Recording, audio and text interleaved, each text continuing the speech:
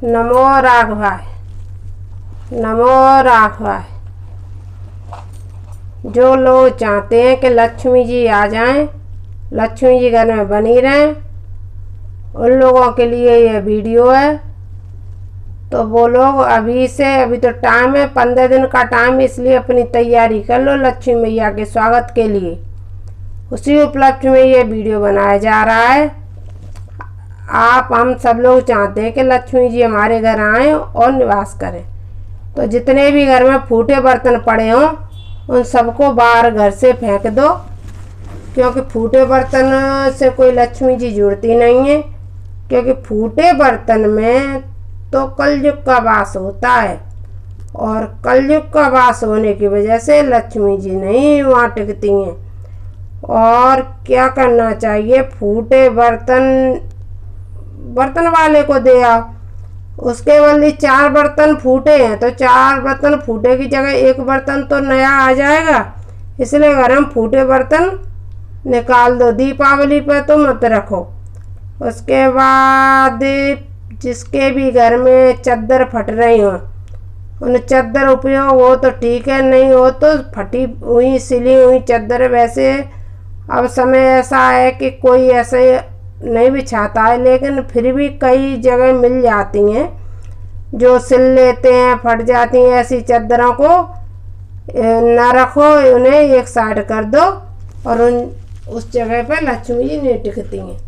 और फटे हुए आसन, जैसे चटाई वगैरह घर में बैठने के लिए होती हैं, और जैसे पूजा वूजा के आसन भी होते हैं, वो फट जाते हैं, दूसरे नहीं लेके आ पाते हैं।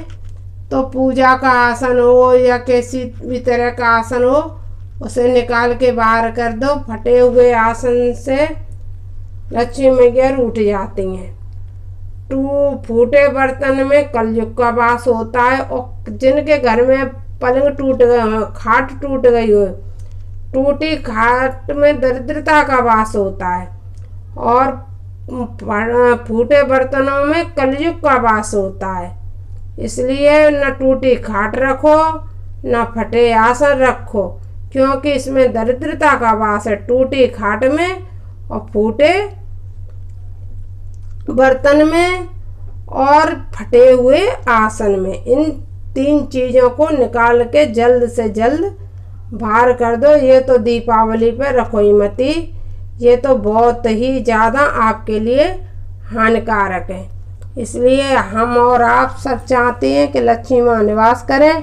तो इन खाट, आसन और बर्तन ये सबके घर में होते ही हैं, क्योंकि ये ऐसी चीज़ नहीं है जो नहीं रहे। इसलिए इनको बाहर कर दो और घर में ले आओ। और दूसरी एक और है कि जिसके पिता मर गया हो, जिसका बड़ा भाई पिता के समान समझा जाता है, पिता के मरने के बाद जिस घर में बड़े भाई का अनादर हो जाता है, उस घर में भी दरिद्रता का वास हो जाता है। उस घर में लक्ष्मी निवास नहीं करती हैं।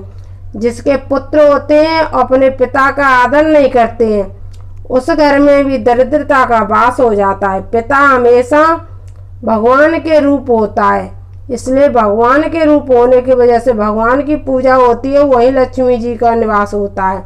इसलिए पिता की सेवा करना बहुत ही ज़्यादा धर्म है लक्ष्मी प्राप्ति के लिए, पिता का आदर करना। उसी प्रकार से जिसने अपने पिता जाने के बाद यदि बड़े भाई का आदर नहीं किया है, वो चाहे कुछ भी कर ले, वह लक्ष्मीवान नहीं हो सकता है।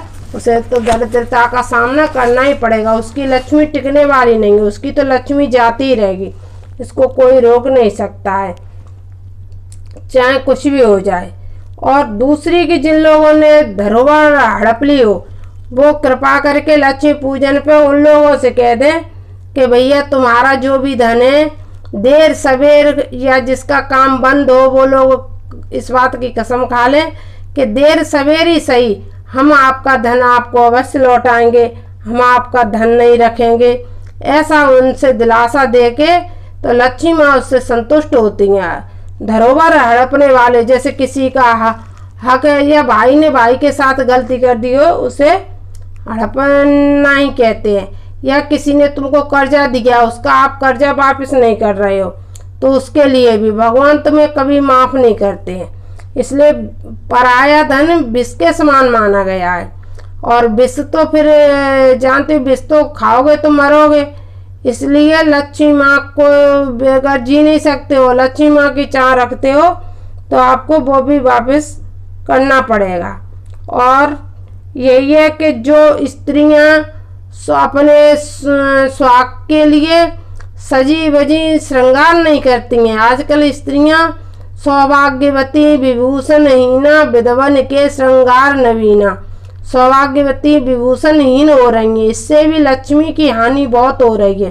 सौभाग्यवती स्त्रियां अपने सौभाग्य के चिन्हों को नहीं रखती हैं, सिंदूर पूरा नहीं लगाती हैं, बिंदी पूरा नहीं लगाती। इससे भी थोड़ा हमारे यहाँ बहुत परेशानी बढ़ रही है। इसलिए अब शुरू करो अपने अपने सौभाग्य की रक्षा के लिए, लक्ष्मी को बचाने के लिए। लक्ष्मी के बगैर कुछ भी नहीं है, लक्ष्मी का होना बहुत ज़रूरी है। इसलिए अपने श्रृंगार करके सज बज के रहो और ये 3-4 चीज़ें उन्हें निकाल दो, और जो हमारे जीवन में बुराइयां आ गई हैं उन्हें ख़त्म कर दो। फिर जैसी प्रभु की इच्छा होगी आगे भविष्य में जीवन अच्छा ही अच्छा सबका निकलेगा। नमो राघवाय, नमो राघवाय।